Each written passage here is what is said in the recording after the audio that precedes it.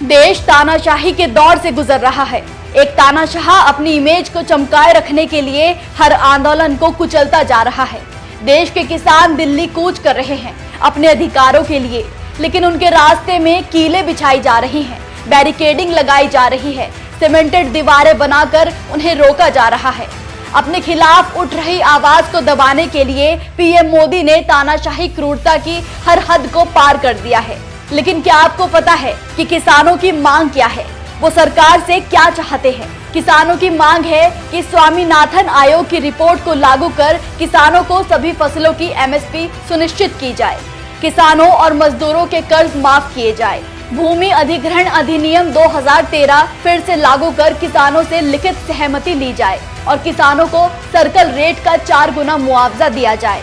लखीमपुर खीरी नरसंहार के अपराधियों को सजा दिलाकर पीड़ित किसान परिवारों को न्याय दिलाए, किसानों और खेतीहर मजदूरों की पेंशन सुनिश्चित की जाए, मनरेगा को कृषि के साथ जोड़ा जाए और मनरेगा तहत 700 रुपए दिहाड़ी कर 200 दिन का रोजगार सुनिश्चित किया जाए। इलेक्ट्रिसिटी संशोधन एक्ट 2020 को रद्द किया जाए। प्रधानमंत्री नरेंद्र मोदी इन मांगों को मानने के बजाय किसानों पर जुल्म कर रहे हैं, उन्हें दिल्ली के अंदर आने से रोक रहे हैं, रास्तों पर कीलें बिछाई जा रही हैं।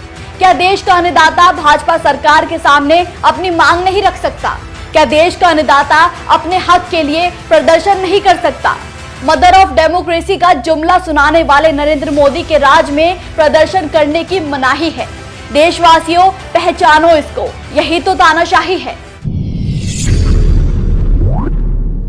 दुबई में प्रधानमंत्री गले मिल रहे हैं और दिल्ली में किसानों पर गोले दागने का फरमान प्रधानमंत्री ने जारी किया है। कुछ इस तरह की बातों से राहुल गांधी ने औरंगाबाद में बिहार की धरती पर अपने भाषण की शुरुआत की। मेरे ठीक पीछे आपको मैं कहूंगी दिखाएं तस्वीरें। इस वक्त भी राहुल गांधी बिहार में औरंगाबाद की जनता को संबोधित कर रही है। दक्षिण बिहार है और ये बिहार में भारत जोड़ो न्याय यात्रा का दूसरा पड़ाव है। पिछले पड़ाव में आपने देखा था सीमांचल के कुछ क्षेत्रों में राहुल गांधी पहुंचे थे, वहां युवाओं से, किसानों से उनकी मुलाकात हुई थी और अब वो दक्षिण बिहार में जनता को संबोधित करते, उनसे संवाद करते नजर आ रहे हैं। इससे पहले मल्लिकार्जुन खड़गे भी मंच पर आए थे और उन्होंने किसानों का मुद्दा उठाया। उन्होंने बताया कि किस तरह से दिल्ली में किसानों के साथ किस तरह की घटनाएं वहां पर हो रही हैं, जो तानाशाह सरकार है किस तरह का सख्त रवैया अख्तियार कर रही है।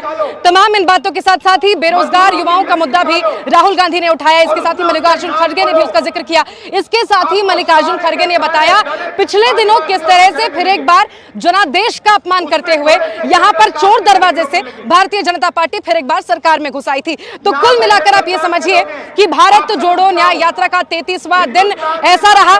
बड़ी संख्या में जनता भी यहां पर पहुंची हुई है। फिर एक बार आप तस्वीरें देखिए, क्योंकि ये जोश है जनता का और इसी तरह का जन समर्थन, जन सैलाब भारत जोड़ो न्याय यात्रा को हर जगह मिलता नजर आ रहा है, चाहे मणिपुर हो, नागालैंड हो, असम हो या फिर अब बिहार की बात हो।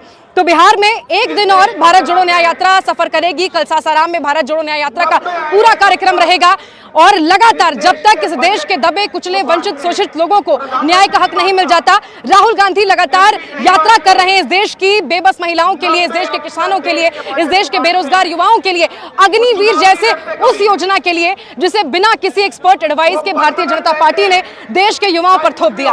तो ये यात्रा निरंतर जारी रहेगी जब तक इस देश के लोगों को